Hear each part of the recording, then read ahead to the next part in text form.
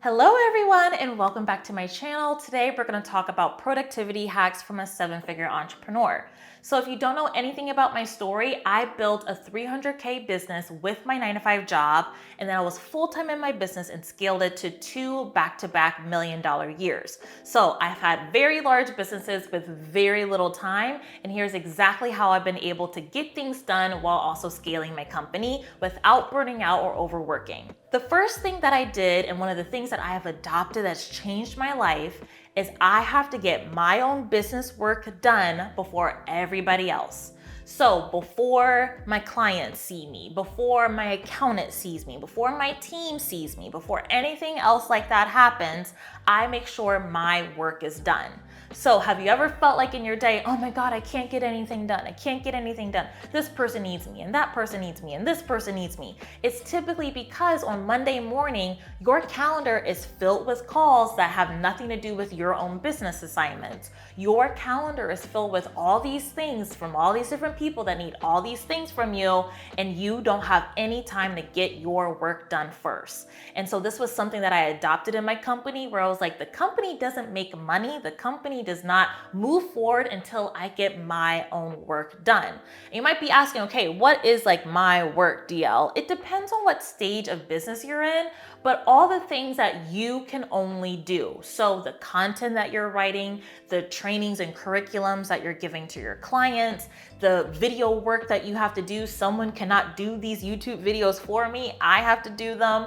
So it's all of the work that you have to do and that only you can do.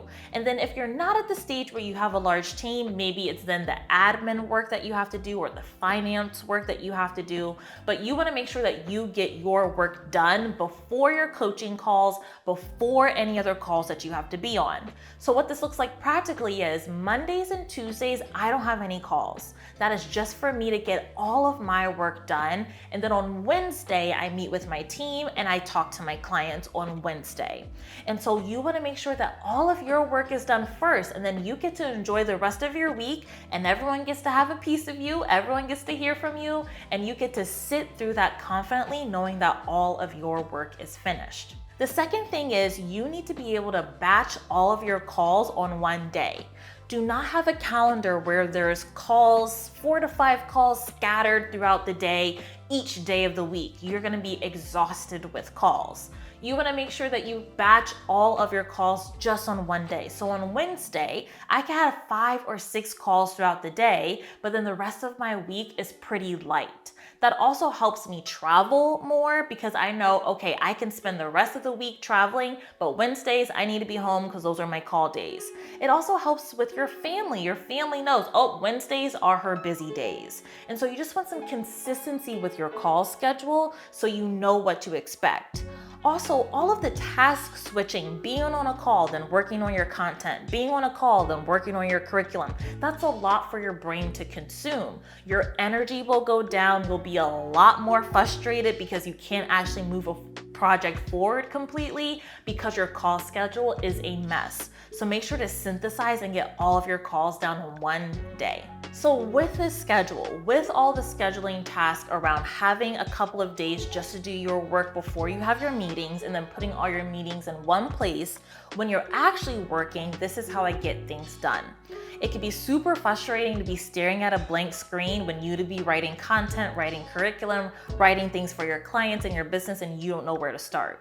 So the first thing that I do is I do one sitting. So say I'm writing an email sequence. I hate writing emails. They're not my favorite thing in the world to do. So I'll sit down and write out all of the emails in one sitting. I'll get as many out as possible. And the goal is just to put words on the page. They're not fancy. It's not cleaned up. It's all jibble jabbled. I'm just getting a good working draft that's about 60% there, done on the page. I feel really confident. I feel good that I'm never gonna have to stare at a blank screen again for this one particular project. I then have one sitting and then I let it go. I move on to something else. Now that I got it out, it's about 60% there, I move on to something else. That's really important. You have to let it breathe and let it go. Then at a later date, it could be the next day or in a few hours, I'll then sit and clean it up. I'll edit it, I'll make it tighter, I'll make it more cohesive. I'm looking at it with a little bit of fresher eyes. I have some new ideas I wanna add, and then I will clean it up. So you have one sitting and then you have one cleanup. This will help you not overwork.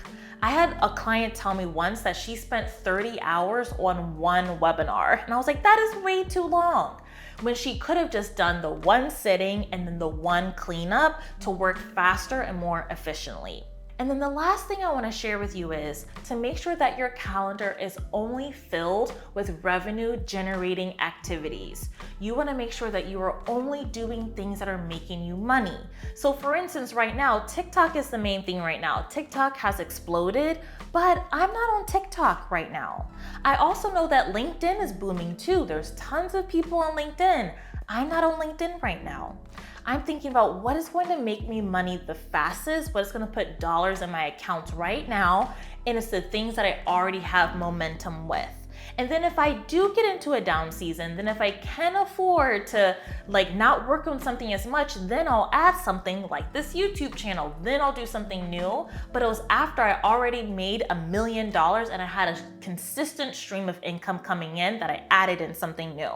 So if you're before that stage, make sure that you're only doing revenue generating activities. You don't need a website, you don't need big, beautiful branding, you don't need to be spending your time doing anything else other than bringing in sales. All right, y'all, thank you so much for tuning into this video. If you want to know how to bring in sales and create clients on part-time hours, make sure to download my free sales training in the description below. I'll see you in the next video.